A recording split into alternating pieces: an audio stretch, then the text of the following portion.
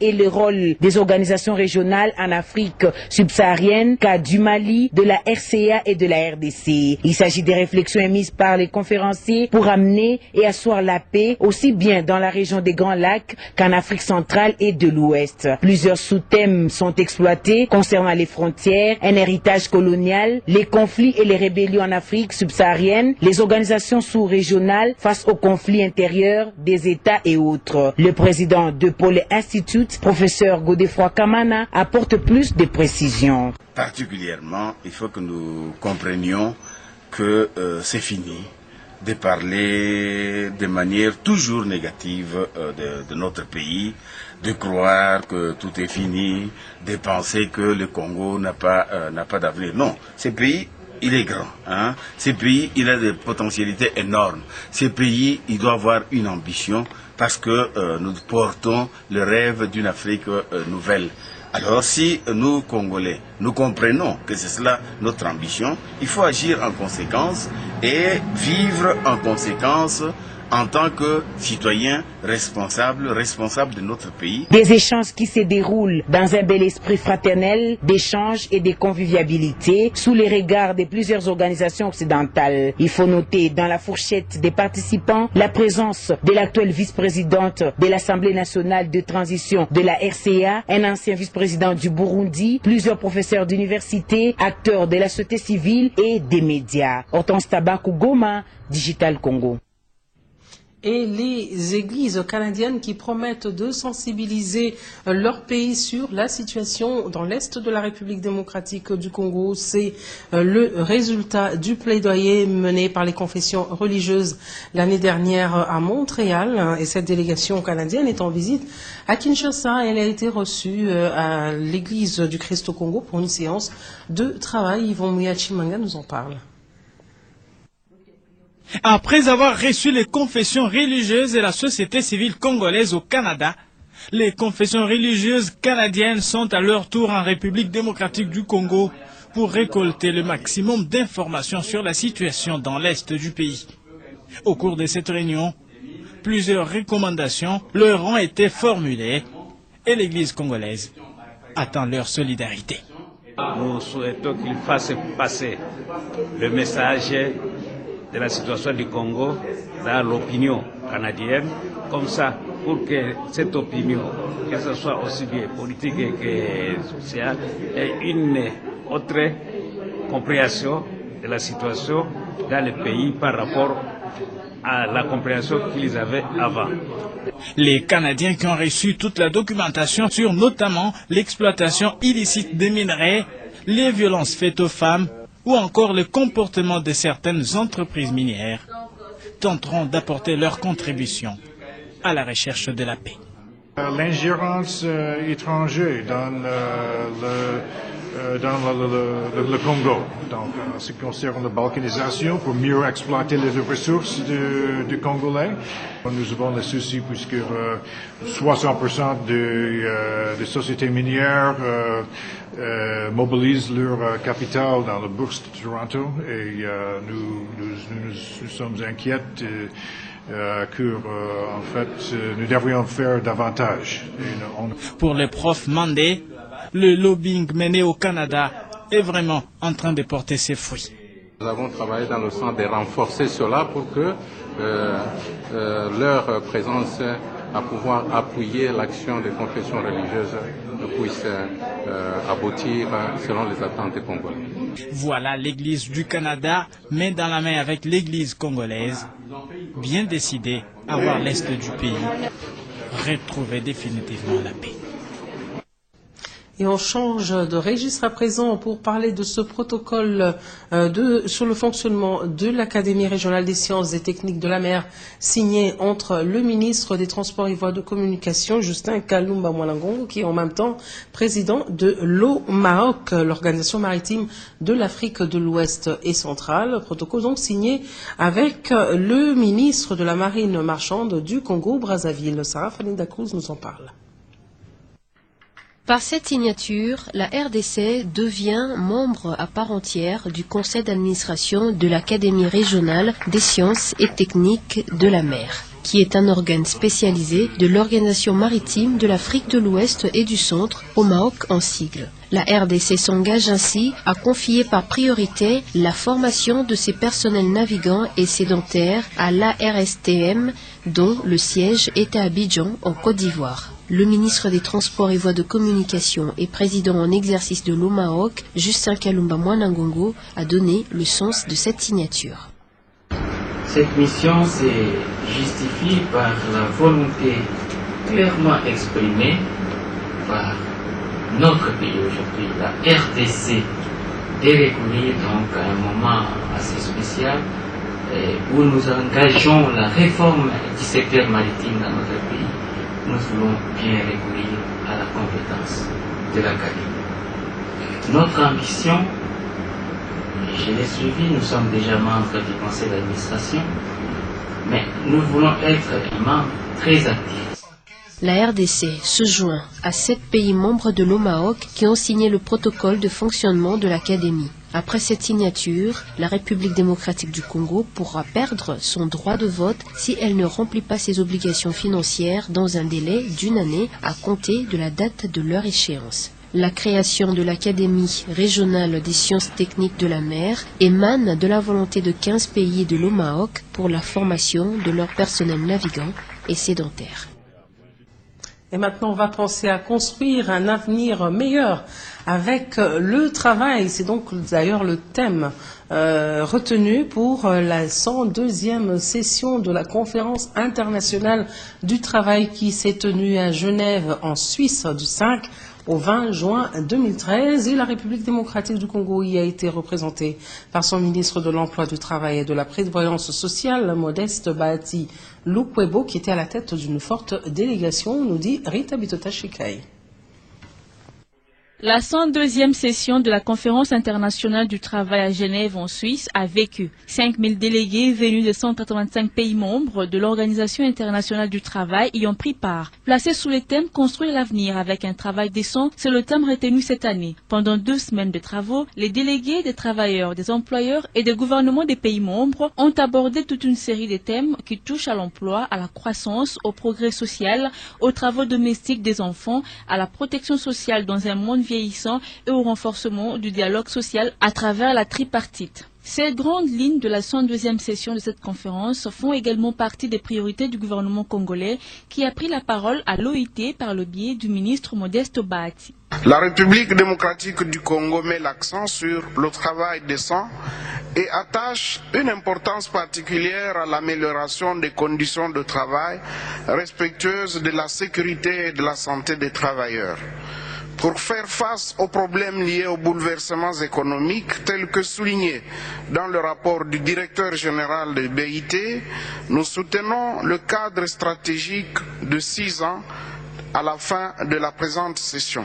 Le ministre de l'Emploi, du Travail et de la Prévoyance sociale, qui était à la tête d'une forte délégation de la République démocratique du Congo, a également porté son regard sur la volonté du gouvernement de Matata Ponyo de restructurer l'inspection du travail, d'installer d'ici la fin de cette année 2 tribunaux de travail à Kinshasa sur le processus d'actualisation et de finalisation du cheminement de la politique nationale de formation professionnelle, ainsi que sur les 2 projets de loi portant respectivement sur la sécurité sociale et les principes fondamentaux relatifs aux mutuelles, ce dans un seul mobile, créer un travail décent car un monde meilleur commence par là. Et puis maintenant, le comité de pilotage monétaire a tenu hier vendredi sa 6e réunion ordinaire de l'année sous la présidence du gouverneur de la Banque centrale du Congo, Deogracias Mutombo. Le comité a évalué la conjoncture économique à l'échelle internationale et nationale avec un satisfecit. Le taux de l'année 2013 s'élève à 7,9%. Papi Babouitambo.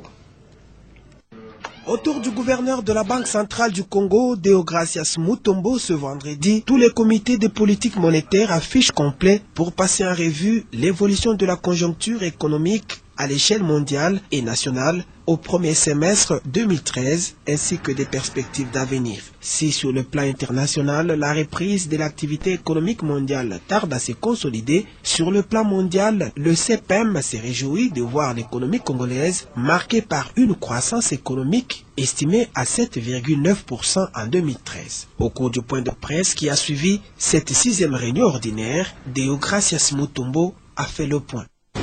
Cette croissance est essentiellement impulsée par les secteurs de mines, du commerce, de la construction ainsi que de l'agriculture. S'agissant du secteur extérieur, la stabilité se maintient sur le marché des changes. Le taux de change est contenu dans la fourchette de 910 et 925 francs congolais de dollars américains. L'interbancaire est resté très actif avec un volume total des opérations de 1475 milliards de francs congolais. Pour l'année en cours, le CPM a même arrêté plusieurs décisions. Pour s'en tenir à l'objectif ultime poursuivi par l'instrument BTR, à savoir la régulation de la liquidité bancaire, la Banque centrale a décidé depuis le 26 juin 2013 de maintenir dans les opérations BTR uniquement les soumissions des banques. Le comité de politique monétaire s'est résolu de maintenir inchangé les dispositifs actuels de la politique monétaire, à savoir les taux directeurs à 3% et le taux du coefficient de la réserve obligatoire à 7%. Il faut rappeler que cette 6e réunion des politiques monétaires est la 2e du genre, dirigée par Deogracias Mutombo depuis son avènement à la tête de la Banque centrale du Congo. Et je vous l'ai dit dans les titres, le ministère de l'enseignement primaire, secondaire et professionnel a organisé ce vendredi la 2e phase finale de la 2e édition du concours national de dictée pour les élèves de 5e année primaire. 44 élèves au total ont concouru et c'est Sarah Balekera qui a obtenu 37,5 sur 40, c'était donc elle la championne. Le ministre de l'EPSP, Maker Ouangou-Famba, a présidé personnellement cette cérémonie. Néné Alimassi. Le gouvernement central tient à assurer aux enfants congolais une bonne formation des bases, d'où l'organisation de ces concours nationaux des dictées dans le but de renforcer la maîtrise de l'expression écrite de la langue française et des langues nationales. C'est Sarah Balekare du site Kivu qui a obtenu plus de points, soit 90% sur les 44 élèves des 5e primaires venus de toutes les provinces du pays.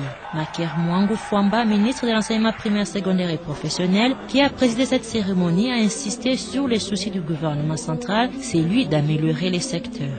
Son Excellence, Monsieur le Président de la République, suit de très près et attentivement la mise en œuvre de la réforme éducative en cours, générée par la stratégie de reconstruction et de développement du sous-secteur de l'EPSP en vue de la mise en place d'un système éducatif performant. Le gouvernement veut assurer à nos enfants une formation de base solide qui, dès le jeune âge, les prépare à leurs responsabilités d'agents compétents et actifs, bâtisseurs d'un Congo nouveau, plus beau, prospère et puissant. La participation à ce genre de concours stimule l'élève à l'émulation et développe son esprit de leadership. Il est ainsi poussé à affronter courageusement les situations de la vie. Il s'impose comme conducteur et chef des autres, comme leader du groupe. À retenir que plusieurs prix ont été remis aux lauréats, entre autres des téléphones, des tablettes, des laptops, des bouquins et des bourses pour les études secondaires. Cette 2e édition du concours national des dictées a été organisée en marge des festivités du 53e anniversaire de l'accession de notre pays à l'indépendance. En marge du 53e anniversaire de l'accession de la République démocratique du Congo à la souveraineté nationale et internationale, les archives nationales du Congo ont organisé une exposition sur les différents temps forts ayant marqué l'indépendance de la RDC. Le reportage est signé Elda Along et Papi Domingo. Placé sous le thème « Sauver la mémoire nationale et préserver la preuve pour un Congo plus beau qu'avant », l'exposition sur la mémoire collective organisée par les Archives nationales du Congo se veut être un plaidoyer auprès du gouvernement pour pour la construction d'un bâtiment pour l'ANACO et poursuit comme objectif la sensibilisation au respect des œuvres et temps forts qui ont marqué notre pays. Hermilinde Lanza, directeur général intérimaire, s'explique. Ce que nous conservons, c'est une mémoire qui est inestimable. Donc il faut que nous luttions pour aller mieux. Nous avons besoin d'un bâtiment pour mieux travailler. Pour la conservation des documents qui sont précieux pour le pays. Plusieurs moments forts ont marqué cette cérémonie, parmi lesquels le témoignage de ceux qui ont vécu pendant l'époque coloniale et après l'indépendance, et la projection d'un film retraçant l'histoire des archives nationales. Après la levée de fonds pour la construction du bâtiment des archives nationales, le ministre en charge de la jeunesse, sport, culture et arts a procédé à la coupure du ruban symbolique, puis s'en est suivi la visite guidée de l'exposition. Et puis le Fonds social de la République démocratique du Congo a procédé à la remise officielle des ouvrages construits et réhabilités grâce à l'appui de la Banque mondiale. Parmi ces ouvrages figurent des bâtiments scolaires, un centre de santé, des bureaux administratifs et des latrines. Nous sommes là dans la province du Bas-Congo. Un reportage de Christelle Chibambe. Pour améliorer les conditions de vie des populations rurales du Bas-Congo, le Fonds social de la République, avec l'appui de la Banque mondiale, a réhabilité et construit plusieurs ouvrages dans le territoire de Songololo. Des bâtiments scolaires, des centres de santé, des bureaux administratifs, des latrines ou encore de ponts et routes de dessertes agricoles sont là les grandes réalisations du Fonds social de la République dans ce coin du pays. Gombe Matadi, Bazangungu, Ndouiji et Kenge, dans le territoire de Songololo, sont les cités et localités du Bas-Congo qui ont bénéficié de ces ouvrages du Fonds social de la République. Le chef d'antenne du Fonds social de la République, qui a participé aux travaux de construction de ces ouvrages, parle de leur apport dans la communauté. En fait, la cérémonie qui nous réunit cet après-midi,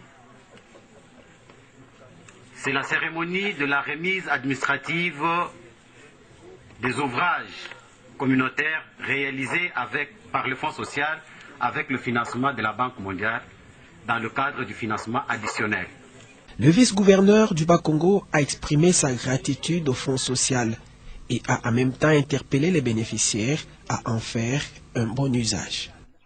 Notre chère province du Bas-Congo vient de bénéficier une fois de plus, en dehors des 44 écoles qui sont en train d'être construites ou réhabilitées avec les fonds d'investissement dus aux provinces. Notre province, disais-je, bénéficie aussi de l'appui de la République par le biais du Fonds social de la République dans le secteur de l'éducation. Il s'y est dénoté que la contribution locale a été compensée par le gouvernement provincial à hauteur de 250 000 $ américains. Direction à présent le Kasaï oriental où le gouvernement central est appelé à décaisser urgemment les frais destinés au chantier route dans un délai raisonnable. L'appel a été lancé donc par le gouverneur Alphonse Ngoï Kassanji à l'occasion de la visite d'inspection des travaux de l'avenue Kassengulu. Yvon Mouniachimanga. En venant inspecter personnellement cette avenue Kassengulu dans la commune de Djoulou, le gouverneur du Kasaï oriental voulait se rendre compte de l'évolution des travaux. Les ingénieurs lui ont rassuré que d'ici, il passe à l'étape d'asphaltage. Ça fait notre joie et notre fierté. Nous devons donc remercier le président de la République, son Excellence Joseph Kabila Kabange, qui a donné cette impulsion afin qu'on modernise notre pays dans sa vision de la révolution de la modernité. Aujourd'hui, cette route ici va sûrement être asphaltée. Donc voilà pourquoi nous sommes satisfaits. Mais aussi, nous voudrions profiter de l'occasion pour interpeller le gouvernement de la République, pour que les financements viennent à temps, suivre le rythme du travail. Après l'inspection de quelques chantiers dans la ville de Mbujimaï, c'est à pied que le gouverneur a regagné sa résidence. Après 6 ans passés à la tête de la province, l'adhésion populaire est toujours aussi remarquable. Le gouverneur s'en félicite. Aujourd'hui, la population découvre qui dit la vérité et qui dit le mensonge. Surtout, la population voit ce qui se fait. Voilà pourquoi il y a nous. Voilà pourquoi nous l'aimons. Nous l'aimons parce qu'elle comprend. Au fur et à mesure que les choses avancent, que les travaux avancent, elle voit que, disons la vérité. Je remercie sincèrement. Le gouverneur du Kasaï oriental a rendu hommage au chef de l'État Joseph Kabila, grâce à qui, a-t-il dit, la démocratie s'est instaurée dans le pays. On revient à Kinshasa pour poursuivre le procès d'Eni Lessi. L'audience du tribunal militaire de garnison de Kinshasa-Gombe de jeudi dernier à la prison militaire d'Ondolo a confronté le prévenu Eni Lessi et Jean-Baptiste Ntawa sur la cession de la Jeep 4x4 de marque Hyundai. Papi Boboui pour des précisions. L'audience de ce jeudi devant le tribunal militaire de garnison de Kinshasa-Gombe était consacrée à la confrontation entre les prévenus Eni Lessi et Jean-Baptiste Ntawa sur la cession du véhicule 4x4 de marque Hyundai. Devant le juge, le prévenu Lessi a affirmé que les véhicules qu'on l'accuse d'avoir escroqués est une donation du pasteur Ntawa à son endroit lorsqu'il revenait des soins médicaux de l'Afrique du Sud. Pour prouver ces allégations, il a brandi l'acte de cession établi en sa faveur par Jean-Baptiste Ntawa. Faux, rétorque Jean-Baptiste Ntawa qui s'est même constitué partie civile dans cette affaire. L'ancien ministre du budget a réaffirmé devant les juges avoir donné la voiture à Eni Lessi pour qu'il la vende et achète une Hammer à offrir au chef de l'État, condition que lui aurait donné Eni Lessi pour avoir un portefeuille dans le gouvernement Matata. Jean-Baptiste Ntawa, qui a même brandi des SMS que Lessi lui aurait envoyé sur les processus de vente de ses véhicules, a déclaré que Eni Lessi l'a escroqué parce que les postes ministériels qu'il lui aurait promis n'est jamais arrivé.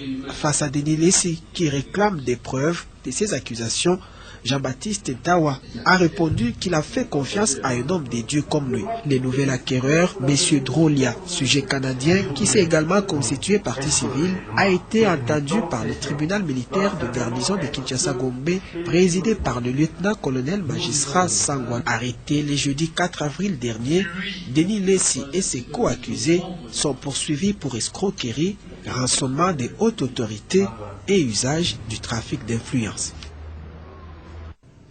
La fièvre hémorragique Ebola a disparu de la ville de Kikwit dans le Bandundu depuis maintenant 18 ans. C'était en fin juin 1995. Cependant, le manque d'hygiène dans cette ville risquerait de ramener à la surface cette fièvre hémorragique qui décime des populations. C'est un cri d'alarme des populations de cette partie du pays que nous fait écouter plutôt Olivier Confi. Ça remonte de 1995, aujourd'hui 18 ans, que le virus d'Ebola a tué plus de 240 personnes dans la ville de Kikwit, sur les 344 cas enregistrés. Parmi celles-ci figuraient 6 sœurs religieuses et un infirmier. C'est au mois de juin de la même année que le gouvernement de la République démocratique du Congo, alors Zaïre, a déclaré la fin de cette épidémie. Kibari Sanga, historien de son état, revient sur ces fléaux qui, pour lui, pourrait surgir de nouveau si jamais on prenait certaines dispositions. Quand il y a eu cette épidémie Ebola dans la ville de Kikwit, ça m'avait beaucoup marqué, d'autant plus que moi-même, j'étais victime dans la maison. J'avais un enfant de 27 ans qui était tombé malade de cette fièvre hémorragique Ebola. La manière dont j'ai moi-même géré la situation, la manière dont je l'ai mis en quarantaine chez moi à la maison, et la manière dont il est mort m'a poussé à ne pas perdre en souvenir ce grand événement. C'était la première fois dans la ville de Kikwit qu'on voyait les gens mourir en chaîne. 18 ans après, Ebola peut revenir. Parce que, 1, le réservoir de ce virus n'est pas connu. Deuxièmement, parce que la mentalité des gens de Kikwit n'a pas changé. À Kikwit, les gens continuent à laver les morts. Or, toute personne décédée d'une maladie, il faut faire attention. Parce qu'il y a des maladies qui sont contagieuses. Quand nous allons dans nos hôpitaux, dispensaires, on trouve aussi que là-bas, il manque d'hygiène.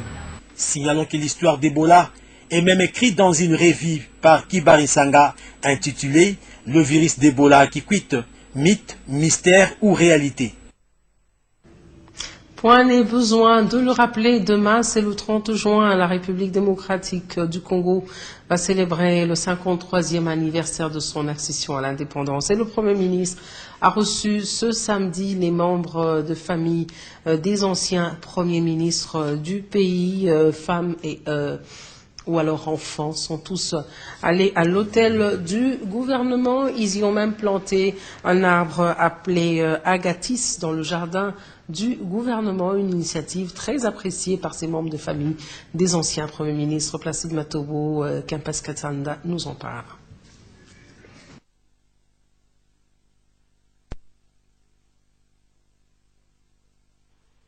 L'histoire de la République démocratique du Congo, celle des premiers ministres, en train d'être réécrite avec cette initiative du 22e chef du gouvernement de la République démocratique du Congo. Matata Ponyoma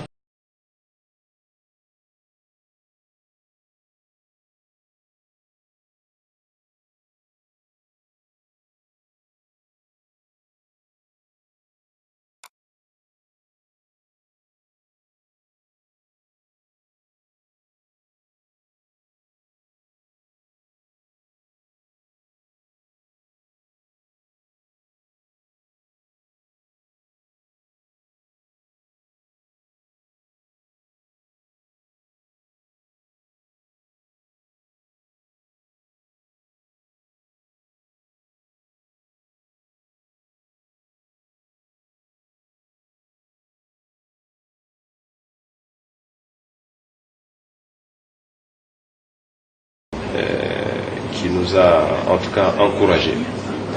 Hier, nous a encore encouragés à vous recevoir et surtout à vous transmettre en tout cas ces salutations et ces encouragements. S'en est alors suivi la découverte de ces lieux prestigieux qui abritent le bureau de celui qui l'occupe dès 5 heures du matin, Matata Pogno, de la galerie photo qui retrace l'histoire et l'ordre d'occupation des premiers ministres à la primature, à la salle La Troïka, en passant par la salle Le Président. Tout a été découvert par ces hôtes des marques qui ont ressenti le nationalisme congolais cimenté par Patrice Emery Lumumba. Pour immortaliser les premiers ministres qui ont quitté et permettre à la jeunesse d'apprendre leur histoire, leurs membres de famille ont planté l'agatis, un arbre centenaire dans le jardin de la primature. Un geste qui a positivement marqué les esprits des invités. D'abord, je voudrais féliciter Monsieur le Premier ministre et le remercier de la considération et de l'honneur qu'il donne d'abord aux anciens premiers ministres, mais aussi à leur famille. L'action que le Premier ministre Matata a apportée, c'est un symbole fort pour la génération future. Le fait de planter les arbres. La durée de vie d'un arbre est de 200 ans. Imaginez. Rappelons que la République démocratique du Congo a depuis 1960 connu 22 premiers ministres. Et les portes de l'hôtel du gouvernement sont restées ouvertes aujourd'hui au public, des élèves, mais également d'autres couches de la population. 340 personnes au total ont découvert l'histoire des premiers des ministres que la République démocratique du Congo a connus. Encore une fois, on retrouve Placide Matobo et Kempes Kassanda.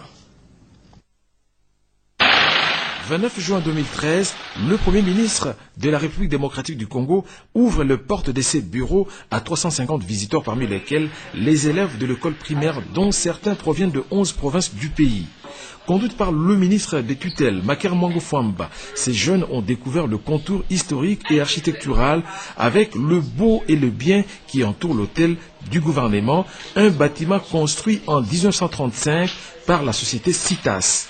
Nous avons pris soin de prendre les élèves qui sont venus même de l'intérieur du pays, de toutes les provinces, pour les amener voir le bureau du Premier ministre qui prend des grandes décisions à côté du président de la République pour faire avancer le pays vers le bien, vers le développement. Ils sont en train d'assister d'une manière historique aux changements qui s'opèrent sous leurs yeux.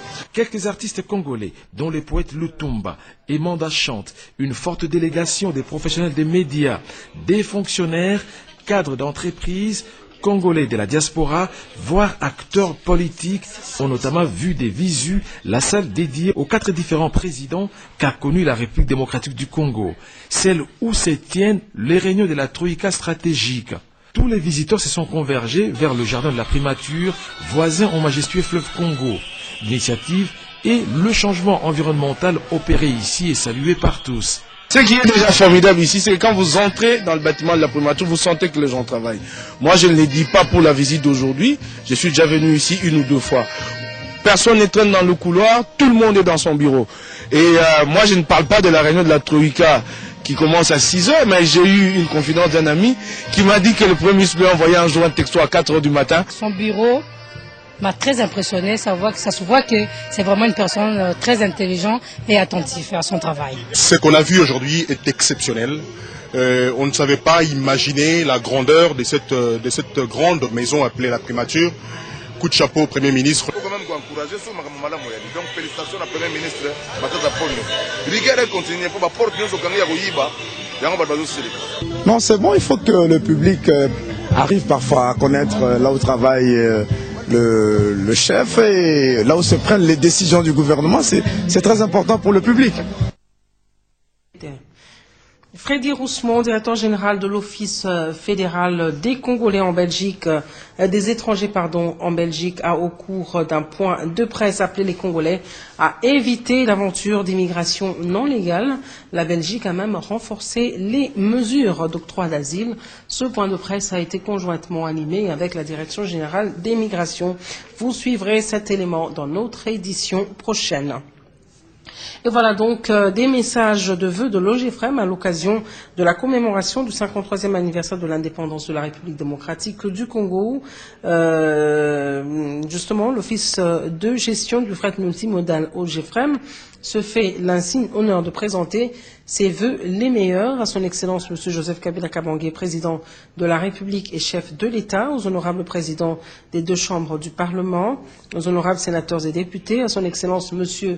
le Premier ministre, à leurs Excellences Mesdames et Messieurs les membres du gouvernement de la République, ainsi qu'au peuple congolais dans son ensemble. L'OGFREM et ses dirigeants assurent au chef de l'État, son Excellence Joseph Kabila Kabange, et à tous les autres animateurs des institutions de la République, leur soutien inconditionnel dans leurs efforts visant le rétablissement définitif de la paix à l'est de la RDC et l'intensification de la révolution de la modernité sur toute l'étendue du territoire national.